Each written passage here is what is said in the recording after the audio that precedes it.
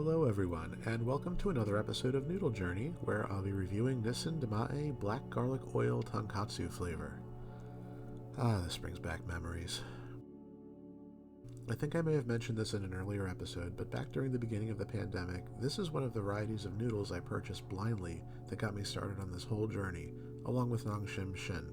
I remember really liking these a couple years ago, but I've also had some other tonkatsu stuff at this point, and so I don't know if this is going to be as good as I remember, comparatively. See, this went out of stock at most of my usual shopping spots for a good long while there, leaving the only availability to third-party marketplace sellers who loved to price gouge. And it's only recently that I noticed that it came back to its normal price at some point. Nissin Demae is a slightly more premium line of Nissin products. Not as high-end as Raoh, but more premium than top ramen, and these are very popular in Hong Kong. There's lots of fancy flavors, and the price reflects the slightly more premium nature of this. A bag of these was $1.78 at my local Asian grocery store, and they're even cheaper at yamibuy.com and often on sale, and you can find them in 5-packs as well. The portion fits the price. This is not a huge block of noodles, nor is it a middling snack size. So with all that being said, I want to see if these are as good as I remember, or if my taste buds have moved on.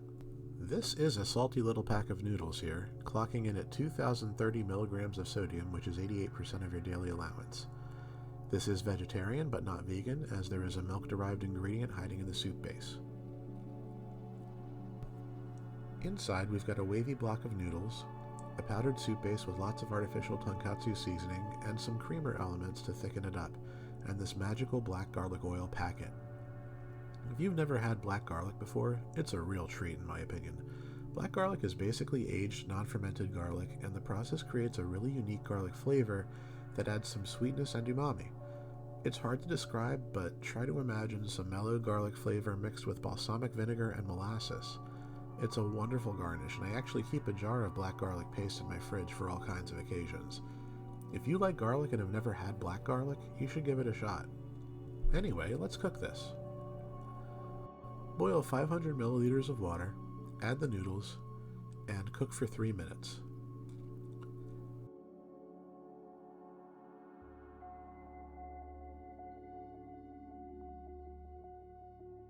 In my serving bowl, I'm going to add the soup base,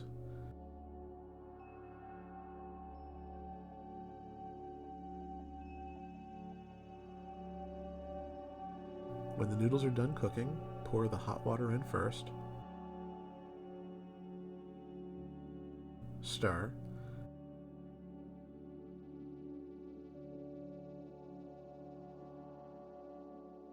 then add the noodles,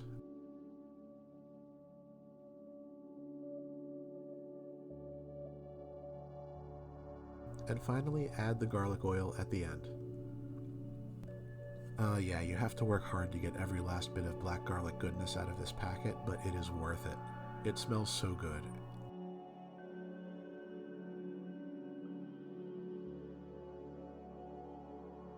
And yes, I did lick it off my fingers just there.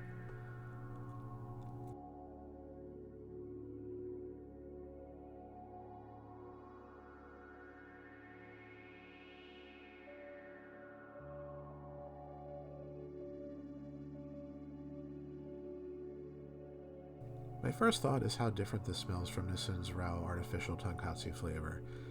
That one didn't sit with me the right way, heavily relying on yeast extract to create a fake meat flavor. This one does the same thing, as do most artificial tonkatsu flavors, but it's not nearly as yeasty. Instead, there's a very good strong onion and garlic smell coming out of this. I do believe this is a different soup base unless my nose deceives me. You can also see that there's a good amount of dehydrated green onion and garlic in this.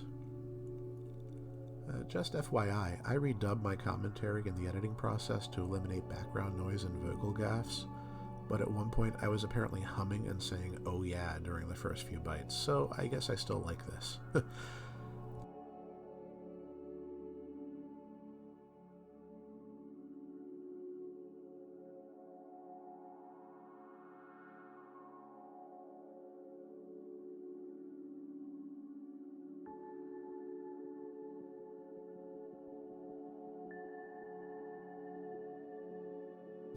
The noodles are a step above top ramen and a step below Raoh.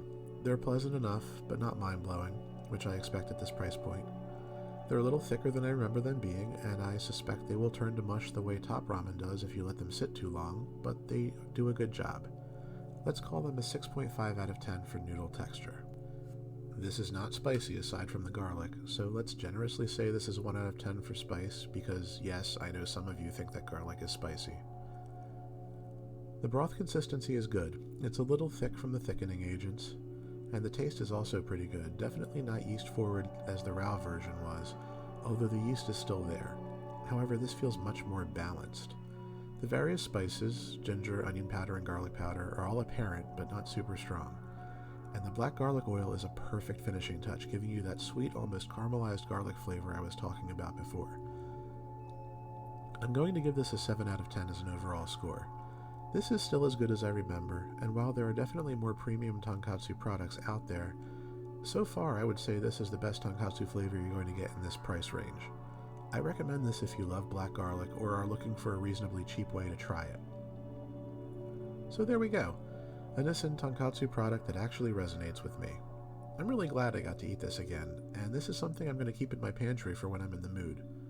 You could dress this up with more green onion, a ramen egg, and a little protein, and it would make a nice meal without breaking the bank. Please let me know in the comments if you've tried this and what you think. That's it for now. There's more Nissin Demae coming soon, but until then, please like and subscribe to continue on this noodle journey with me.